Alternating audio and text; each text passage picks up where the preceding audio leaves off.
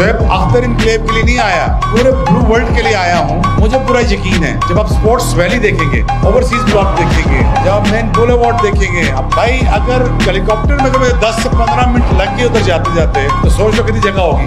मैं इधर ही खड़ा हूँ स्पोर्ट्स वैली में। ये प्लॉट आपके हाथ में दे के जाऊंगा, डिलीवर करूंगा, और डिलीवर हम करेंगे कागजों के साथ आपको। ये लेजिटिमेट सोसाइटी है, लेजिट होके रहेगी, लेजिट दिखा के रहेंगे, बना के रहेंगे, स्पोर्ट्स वैली के हिसाब से खुशखबरी भी सुनेंगे जब आप सारे यहाँ पे होंगे और पूरी दुनिया के क्रिकेटर्स तो आपके यहाँ दरमियान मौजूद होंगे। यहाँ पे अब किसी ने ब्रेड टी का वेला लेना है तो भाई आपस में लड़ लेना। हमने कहा था घर बनाने का, हम घर बनाएंगे, तो देर न करना, लेट ना हो जाना। ये बन के रहेगा, ये आया इसीलिए बनने के लिए, और मैं भी इसलिए आया हूँ कि बन के रहेगा।